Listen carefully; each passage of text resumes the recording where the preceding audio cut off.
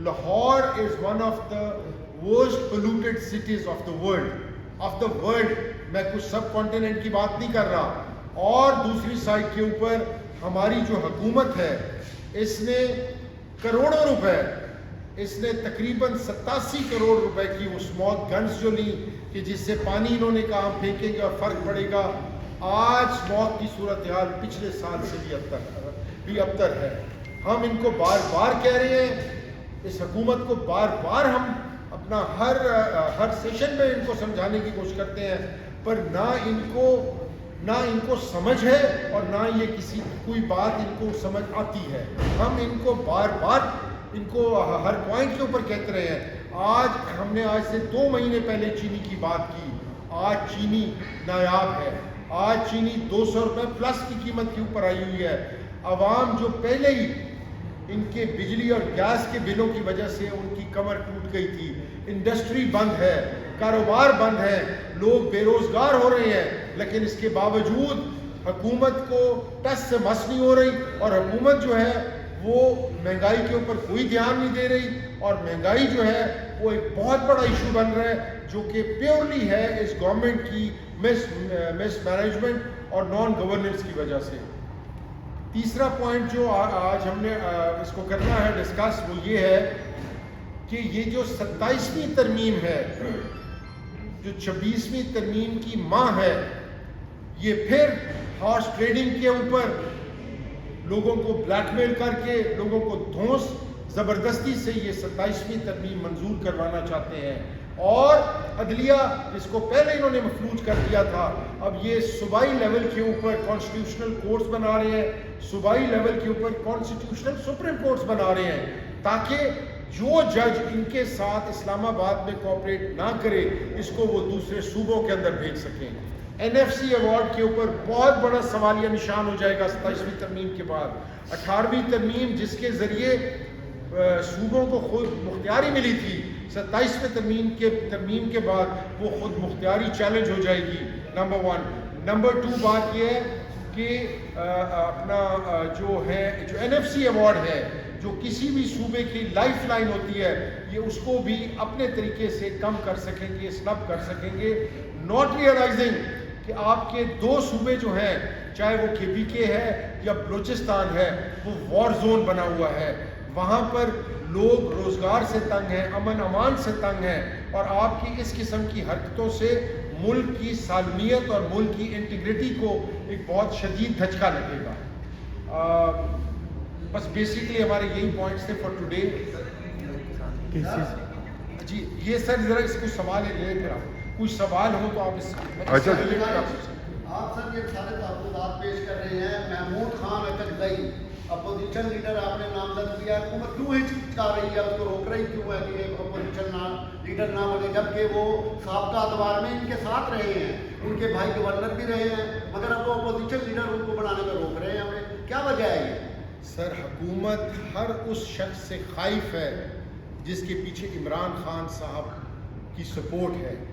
جس کے opposition leader اکرزئی صاحب کو عمران خان صاحب نے نامینیٹ کیا اور ہمارے 74 MNAs نے سائن کر کے ان کو بنایا. اب وہ خان صاحب کے اب جو حکومت جو ہے اس کے گلے کے اندر ہڈی کی طرح پھنسا ہوا ہے.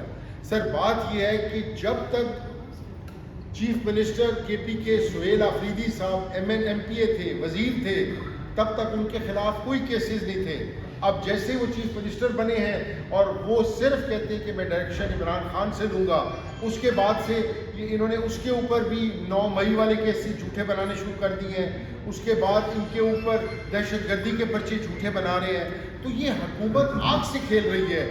آپ کے 2 صوبے بلوچستان جس کو اکرزئی صاحب جہاں سے ہیں، ایک صوبہ KPK جہاں سے سہیل آفریدی صاحب ہیں، جب آپ ان کو پراپر طریقے کے ساتھ ان کو نہیں ان کے رائٹس دیں گے اور آپ ان کو دبائیں گے تو محرومی زیادہ بڑھے گی. اچھا سر، یہ فرمائیے گا کہ آپ اب نئے قاعدے حزب اختلاف ہیں، اگر نومبر میں احتجاج کی کال آتی ہے تو ایک بڑا چیلنج یہ ہوگا کہ کیا پنجاب سے کراؤڈ جو ہے اسلام آباد یا کسی بڑی جگہ پر جا سکتی ہے؟ تو کیا آپ اس حوالے سے سمجھتے ہیں کہ مطلب تحریک انصاف کے کارکنان میں یہ آپ ڈر خوف ختم کرنے میں کامیاب ہوں گے یا ہو گئے ہیں؟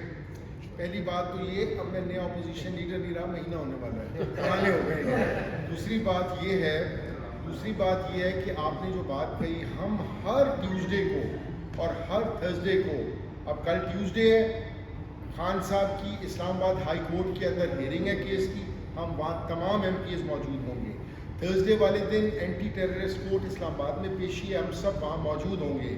कहने का मकसद ये है कि पिछले 2-3 महीनों से MPs जो हैं वो फ्रंट से लीड कर रहे हैं। अब भी जब खान साहब की कॉल आएगी, जब भी कॉल आएगी, MPs उसको फ्रंट से लीड करेंगे। और आपको मैं बताऊं कि वर्कर्स इस टाइम हकीकत मानों में टोटली चार्ज अप है, टोटली। अब वो उन बेचारों के पास, एक तो मतलब उनके घरों के अंदर पुलिस घुसाई, इन्होंने चादर चार दीवारी का तकद्दस पामाल किया, रोजगार उनके हाथ से खींच ली, कारोबार उनके बंद हैं। इस टाइम सिर्फ और सिर्फ खान की कॉल होगी और आप देखेंगे कि ऐसा अनप्रेसिडेंटेड शो होगा कि हुकूमत भी परेशान होगी। सर ये बताइएगा कि गुज़िश्ता इजलास में एक करारदाद पास हुई है जिसमें जो मुकामी हुकूमतें हैं उनको आइनी तहफ़्फ़ुज़ देने की बात की जा रही है और बात को वही करारदाद अरसाल भी कर देंगे, तो इस पर अपोजिशन का क्या कहना है? देखिए, पहली बात तो ये है कि वो पास नहीं हुई, ले हुई है। पास इस हद तक हुई है कि इसके ऊपर डिबेट की जाए। अब सर गवर्नमेंट कर क्या रही है? आज आपको मैंने एक वाज़ेह मिसाल दी है, आप जाएं, जाके हाज़िरी चेक कर लें कि हुकूमत जो है वो पूरा नहीं कर सक रही। व्हाट दे डू इज़ कि इनको पता है कि कल हमने हाई कोर्ट में खान साहब की पेशी के लिए होना है, ये चोर दरवाजे से अपने इस तरह के बिल्स पास करा देते हैं। लेकिन हम कोई ऐसी करारदाद, कोई ऐसी तहरीक असेंबली के अंदर जो अनकॉन्स्टिट्यूशनल है, जो आवाम के राइट्स जो हैं उनको वो डिस्टर्ब कर रही है, हम उसकी कभी सपोर्ट नहीं करेंगे। बल्कि मैं यहाँ आपको एक और चीज़ क्लैरिफाई कर दूँ कि हम लोगों ने एज अपोजिशन पंजाब असेंबली, हम लोगों ने आज की तारीख तक कम अज़ कम 3 एप्लीकेशनें हमने फाइल कर दी हैं in the high court to challenge the local government ordinance. Because local government ordinance जो है वो कॉन्स्टिट्यूशनल अपना जो पैरा 140 है उसके साथ डायरेक्ट कन्फ्लिक्ट करता है। 140 पैरा कहता है the powers should be delegated to the grassroots level, administrative powers, financial powers and political powers। ये उसके टोटल मनाफी है जो बिल है। हम 3 एप्लीकेशनें, एक हमारे अपना MP एजाज शफी साहब और इम्तियाज़ शेख साहब ने फाइल की है, एक मैंने और अली इम्तियाज़ वड़ैक साहब हमारे जो पार्लिमानी लीडर है, एक हमने फाइल की है, एक हमारे हैं असद अब्बास साहब हमारे रावलपिंडी से MPA, एक वो फाइल करने लगे हैं। हम तो चाहेंगे जितने ज़्यादा लोग फाइल करें ताकि हुकूमत को पता चले कि आप जब एक जोरी ज़बरदस्ती चोर दरवाजे को बिल पास करवाते हैं तो we have the right to challenge it. बहुत शुक्रिया। अच्छा सर।